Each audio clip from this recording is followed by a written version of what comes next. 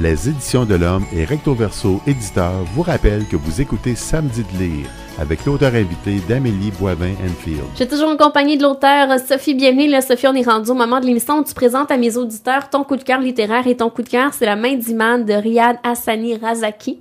Et j'aimerais te demander pourquoi cet ouvrage-là, et tu as découvert ça quand? Je l'ai découvert cet automne, après tout le monde, parce que c'est un roman qui est sorti en 2011 et qui a eu le prix Robert Clich donc à sa sortie en 2011. Moi, je devais vivre sous une roche là quand il est sorti, j'en avais jamais entendu parler.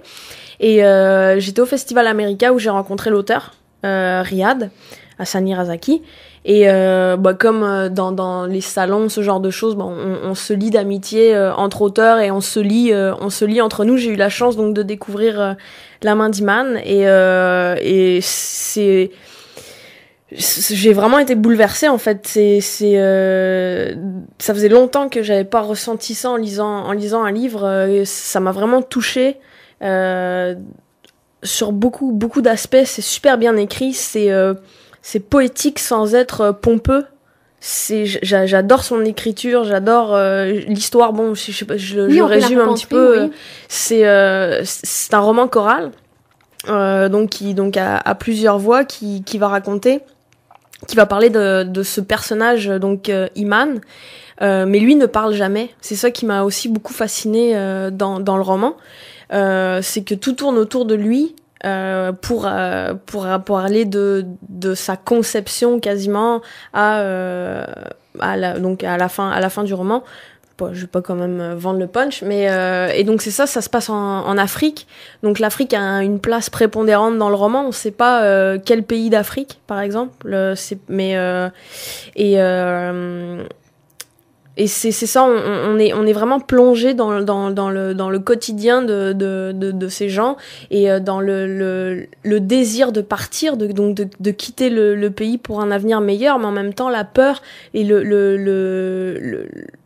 l'envie de rester quand même. C'est cette déchirure en fait qu'on retrouve dans tous les personnages, et même ceux qui veulent rester, ceux qui veulent partir, c'est très tout écrit vraiment en finesse.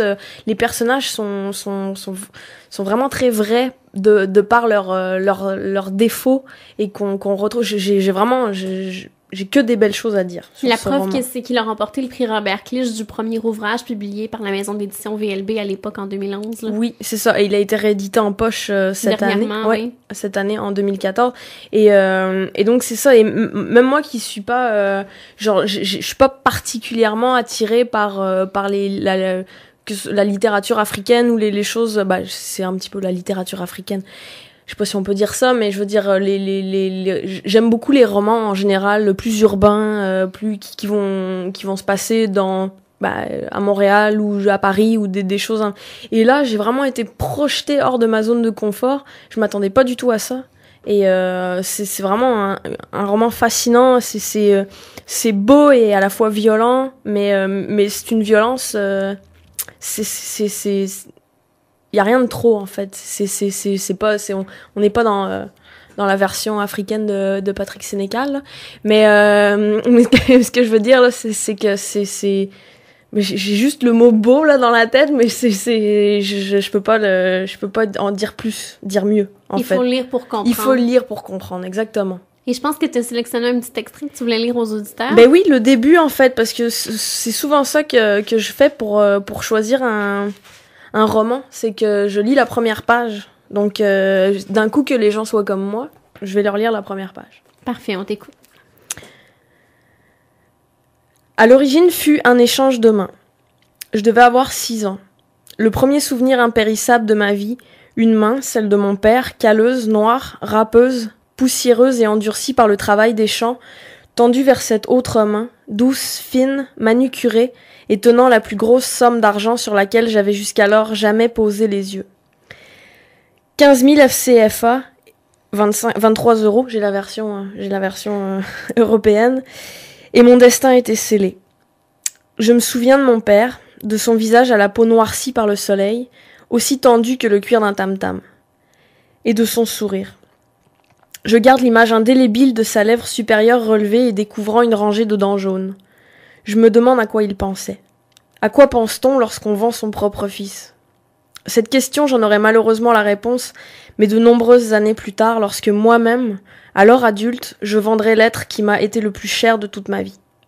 J'ai passé de nombreuses années à en vouloir à mon père, pas nécessairement pour ce geste que j'aurais pu m'expliquer d'une manière ou d'une autre, mais surtout en raison de l'expression de son visage alors qu'il l'accomplissait. Elle n'était ni satisfaction ni tristesse. Le visage de mon père portait ce masque que je passerai la plus grande partie de ma vie future à essayer de déchiffrer. Je refuse de penser qu'il s'agissait d'indifférence, car cela voudrait dire que ma vie n'avait aucune signification et que vendre un enfant s'apparente à vendre du bétail. Une simple transaction économique.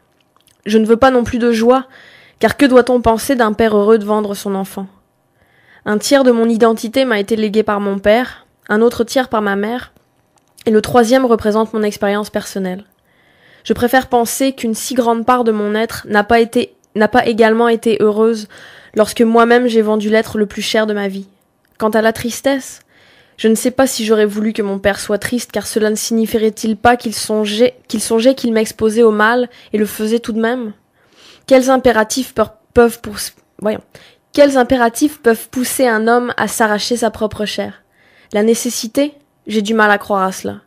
J'ai appris que pour ceux qu'on aime, il n'y a pas de nécessité, qu'il faut se battre jusqu'à la fin. Iman me l'a appris.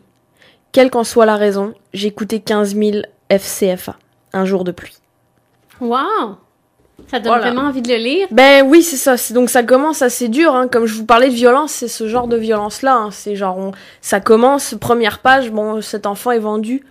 C'est vraiment quelque chose que moi qui m'a tout de suite déstabilisée et qui m'a donné envie de rentrer dans l'histoire, évidemment. Puis c'est de la violence ordinaire de je suppose je pense pas que tout le monde vend son enfant en Afrique, mais en tout cas, toujours est-il que c'est le quotidien de ces personnages. Et ça t'imprégna à tel point que ton prochain ouvrage, ça devrait être un roman choral? Oui, qui va pas se passer en Afrique, mais c'est ça, oui, c'est le premier roman choral qui m'a à ce point touchée, parce que c'est difficile de pénétrer dans l'histoire d'un roman qui nous fait toujours passer d'un personnage à l'autre. Et c'est la première fois que ça m'arrivait, et j'ai eu l'envie en fait de m'essayer aussi au roman choral. Ça m'a vraiment inspiré mon prochain roman. On a hâte de lire ça.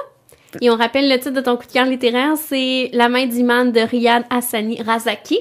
On s'arrête et dans les prochains instants, Sophie, je te présente des ouvrages que j'ai lus cette semaine.